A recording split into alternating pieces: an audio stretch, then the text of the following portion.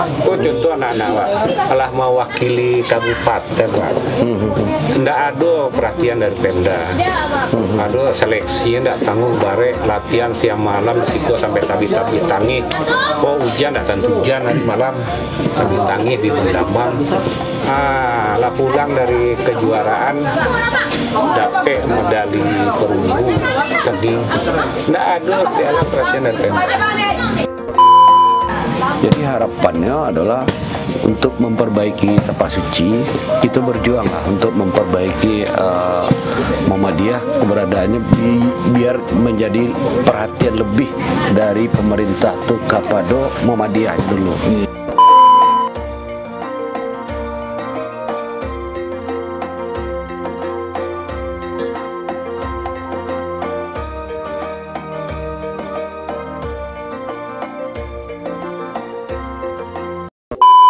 Halo bro, assalamualaikum warahmatullahi wabarakatuh. Kembali lagi dengan saya Dapan Melipa. Kita kau Pandi Bemal. Ya, kita sedang berada di Salayo di Melipa Channel.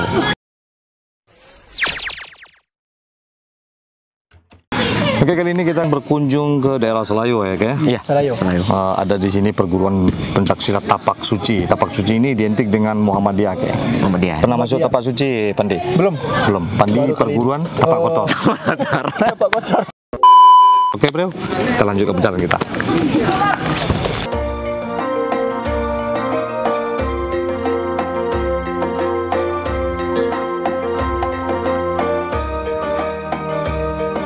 Di sana kebetulan Manopi Chandra adalah mantan dari ketua Tapak Suci Kabupaten Kota Solo. Kabupaten dan Kota Solo. Iya. Jadi Pak di Siko sebagai guru. Asalnya Pak, awak yang membawa Tapak Suci kemari.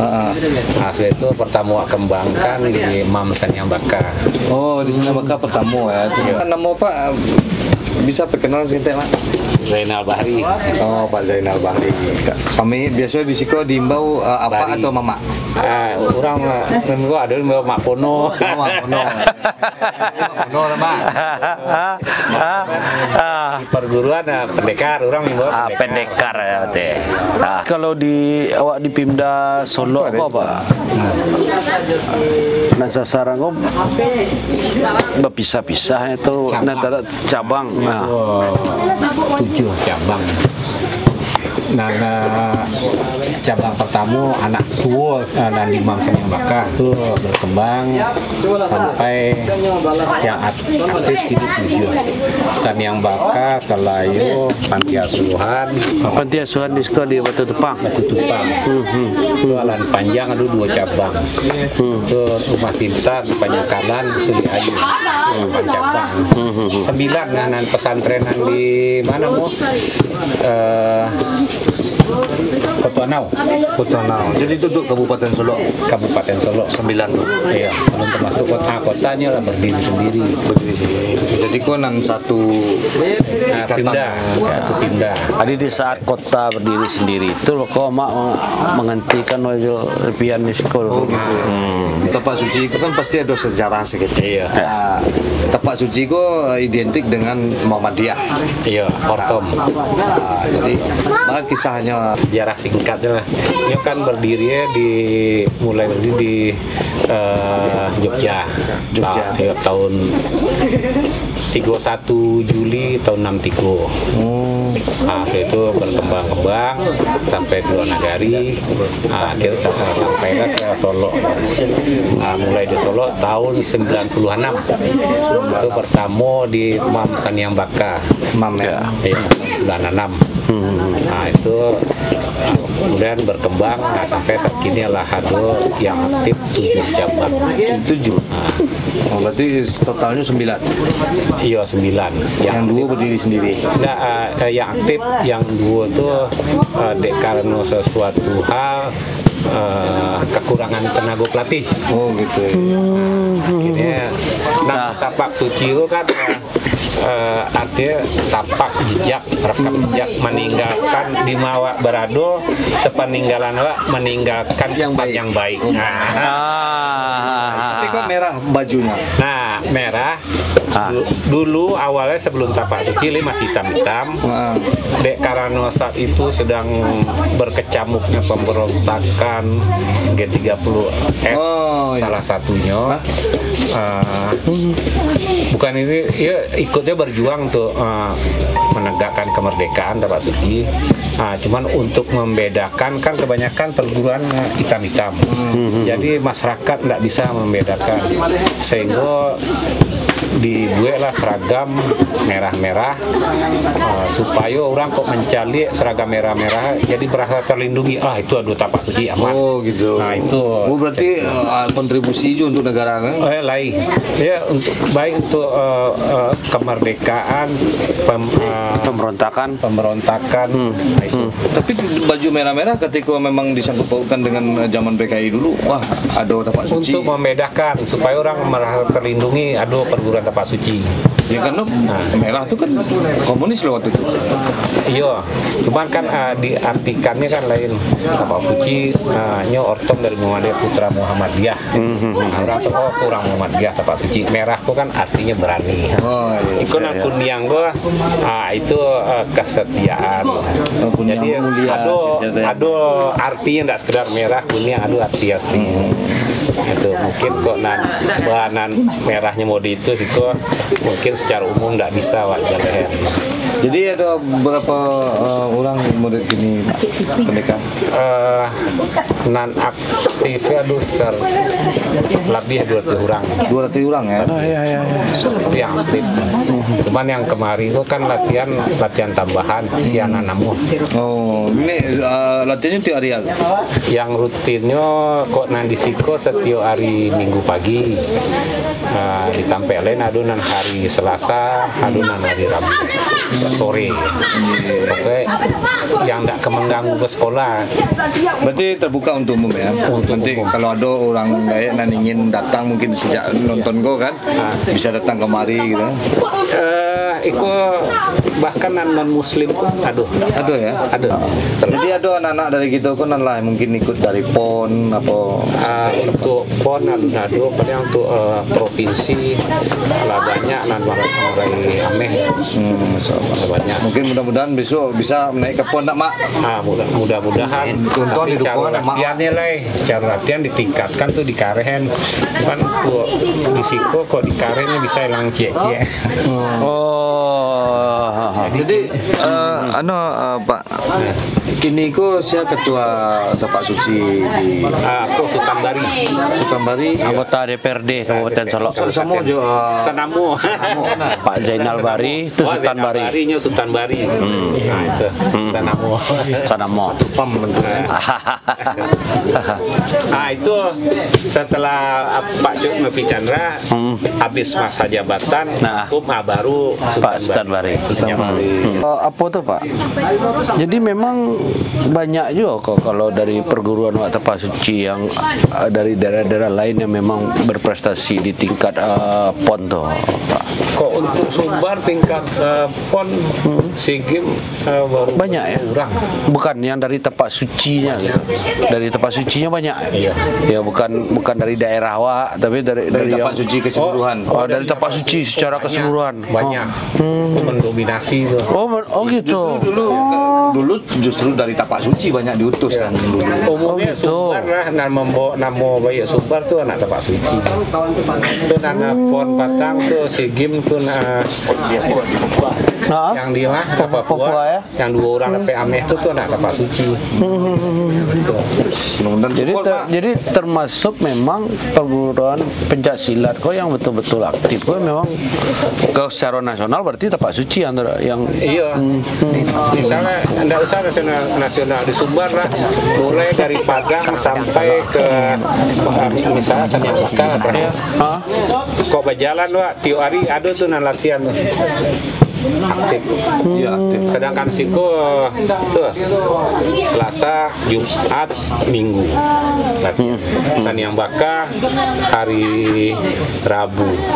Itu dia ke Rumah Pintar Jumat, Sabtu, Minggu latihan. Lalu dan jalan panjang. Iya. Di karton tiap hari ada anak tapak suci di Kabupaten Solo latihan. Harinya beda-beda. Harinya ada berbeda, ada nak sama, cuman tampeknya berbeda. Nah, itu. Enggak, tadi dari cerita dari Mbak Pendeka tadi kan, artinya peminat anak-anak untuk latihan di Siko cukup banyak. Iya. Tapi terkendala dari sisi pelatihnya tuh. Kekurangan pelatih yo. Banyak Penyebabnya apa, Pak? banyak permintaan dari sekolah-sekolah. Cuman karena pelatih kurang, paso ditangguhkan. Kurang pelatih. Dan ada kaderisasi pelatih. Lain kaderisasi, cuman kendalanya misalnya kadang-kadang sampai sekolah SMA dia hanya berhenti lah. Satunya pindah padang latihan. Oke. Atau keluar daerah itu sama cuy pernah di mantu tapi tangi lah anakku rancak mainnya aku nang kader kira pergi ke Jakarta Siapa? namu alah lupa lah lamu Rasanya Mekah. iya aduh nasi rapik nah tuh rapik di Sejaki itu lah dibiayai di Wali Nagari untuk latihan ke Padang selama 6 bulan. Awak minta cuma untuk 2 kali pelatihan, kira dibayar 6 bulan. Anak rapik ini adalah kesibukan di Bawaslu. Nah Sejakinya adalah di kota, di kabupatennya lah ndak lah. Tanya lah.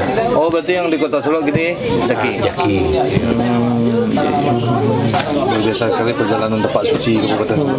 Berarti Pak Pendeka termasuk pencetus nama? Pencetus ya.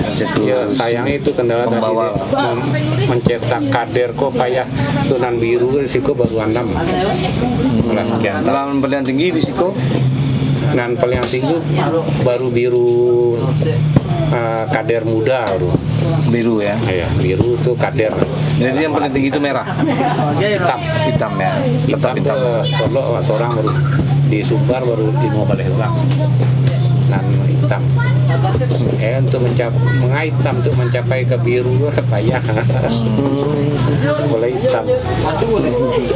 Biasa sekali itulah perjalanan. Jadi kita harus melestarikan yang namanya olahraga apapun bentuknya di Sumatera Barat. Ya, sebab pencipta Tapak Suci itu sendiri masih berkaitan dengan orang-orang Minang. Aduh, unsur silet Minang aduh masuk. Silet Minang kayak ada bunga, itu kan dari. Yuk, emang aduh dari para pendahulu guru pencetus Tapak Suci. Aduh, beraja ke Minang. Nah iya. Jadi seluruh perguruan silat di Nusantara lah yang pelajari. Ada 2 orang, yang seorang ke arah timur, seorang ke arah barat. Setelah sekian tahun bersobok, diolah, disatukan. Nah itu. Sedang pencak silat itu sendiri kan terciptanya dari Minang. Iya. Waktu itu Betawi namanya masih main pukul, puntau. Yang batu-batu pencak silat itu kan emang di Minang. Abad ke-11 ya kan. Nah cuman sayangnya di Minang nggak kembang silet. Nah ya lebih kuat CMS gitu. Nah itu Begitu. majan tua banyak. Kok silet Minang Pendeka kok. Nah, ya, jadi agak kurangan tuh maju ah. dulu pernah waktu Ale anak nagari di Junjung Sirih. Oh, yang acara kadang-kadang tuh. Iya. Yang tengah sawah, tengah sawah. Di pasar. Oh, di pasar ya. Jadi itu silet tradisi kan. Nah itu Pak Kecen ketua silet salah satu di situ mak membuka diri oleh silet Minang, silet kampung aja latihan malamnya. Coba kandang ya. Oh ketakut dicari orang, sedangkan lah dipelajari payah ya, boleh. Dicari orang tuh bisa seorang sekali. Iya, Nah, takut dicari orang justru cemeh kok. Atau tes mates di luar. itu kan tariknya anak-anak kini kan misal latihan di luar, dicari orang justru semangat. Kok di Siko taruh latihan ini butuh anak-anak kan butuh pujian, butuh dipuji, dimotivasi. Nah itu kok cuma terkurang mode itu suntuk kok hari hujan itu latihan sampai. Jadi apa saja kendala gitu yang terasa di tapak suci itu menurut Pak? Kok kendala banyak dari sekian banyak tuh nanjale Tentang pelatih satu kan? pelatih Terus tuh peralatan kan kurang peralatan. mudah-mudahan ada nama menengah lah. Iya mudah-mudahan amin. Amin. Nama ada nama menengah mudah-mudahan. Ya, disiarkan. Cuma peralatan bisa dipakai anak-anak dulu sekeliling tuh kami pegunungan. Misalnya tuh kayunan bersilang-silang tuh untuk latihan. Itu Wing Chun ya. Chun. Atau batang pinang tuh atau di pegunungan tuh di simbe-simbe aku. Masya Allah. Jadi bahas supaya para pendekar dari Minanggo berprestasi lah, seperti kan banyak yang jalur film. Iya. Itu ya Iko Uwais itu orang Betawi, nggak ada orang Minang setelah ya. Cecep, Mad Dog itu orang-orang Sunda. Nah dari Minang sendiri belum muncul soalnya. Iya. Nah itu si Amar Zoni baru-baru kemunculnya sama itu lo kan cekak lo dalam kan. Pernah tuh Silek Betawi pernah Silek Cingkrik ya. Cingkrik Itu pitung tuh. sampai kini terbawa-bawa. Aduh sampai bujang-bujangan Wak Beraja tuh.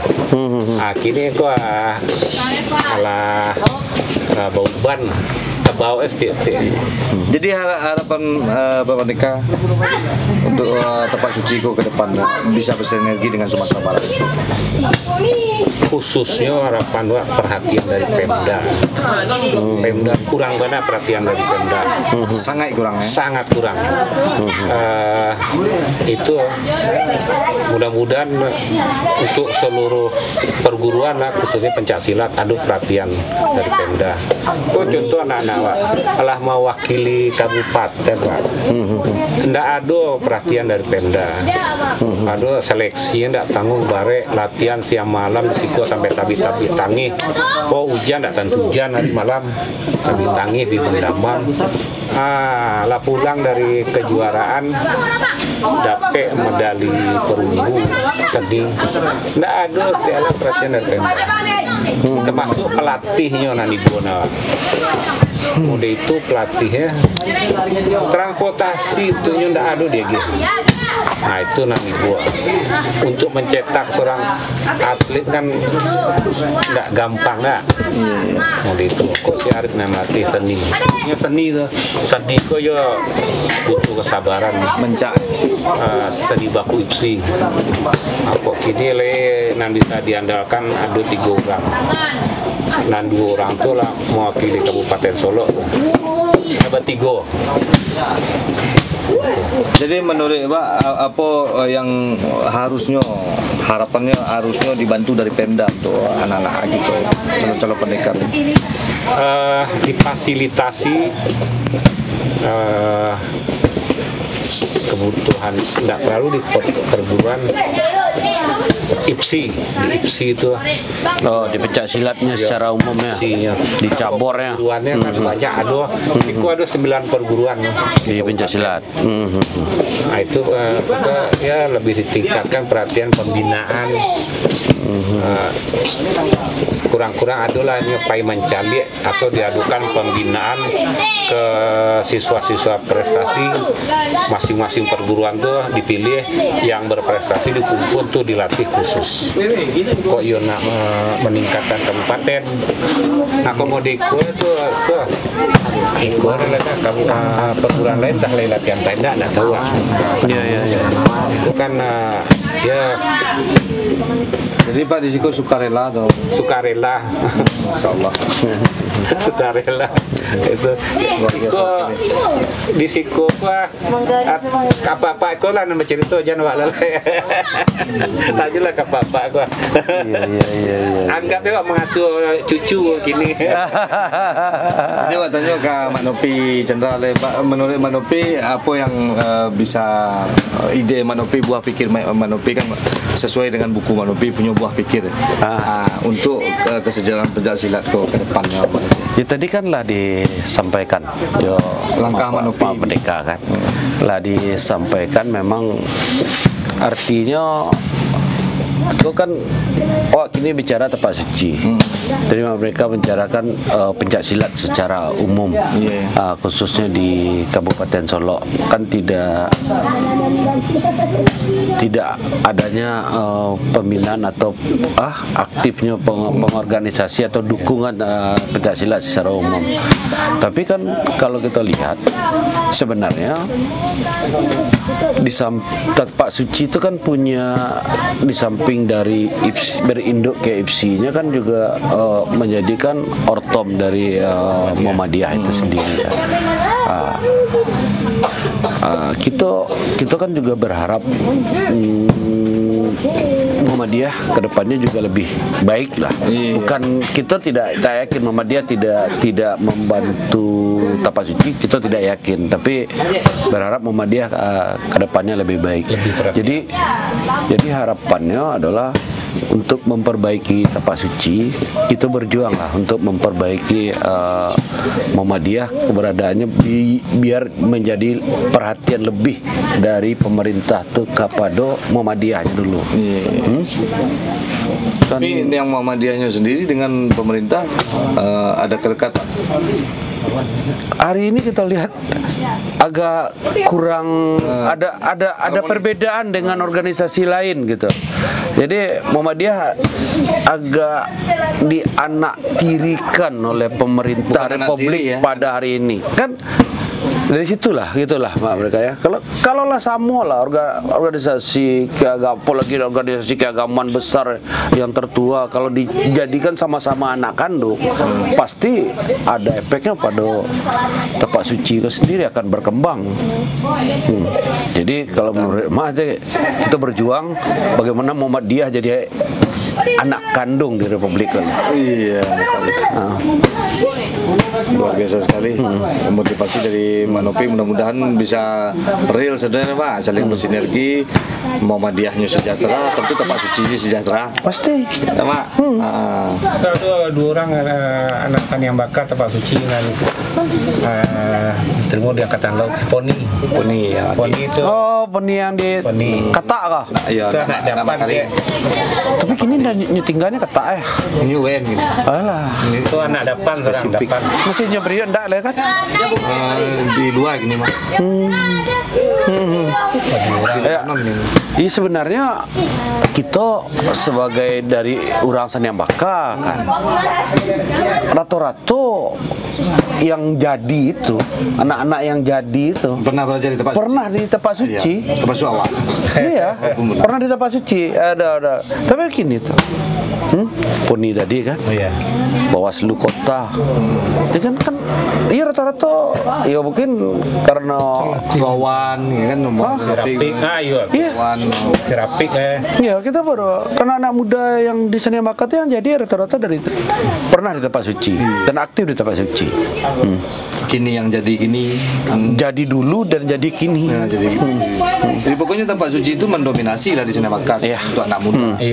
Untuk anak muda dan kreatif di bidang pencaksilat. Jadi ya kan kita lihat tuh. Jadi Tapak Suci itu tidak hanya sekedar perguruan silat untuk meraih prestasi, tapi kan kita lihat anak-anak yang terlibat di Tapak Suci, ikut di Tapak Suci berhasil di bidangnya.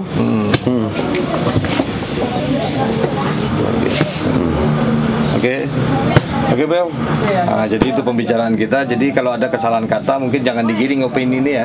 Karena tadi kita bisa lihat itu tadi ada pembicaraan mungkin yang sedikit sensitif mereka antara organisasi dengan Republik ini atau Pemda.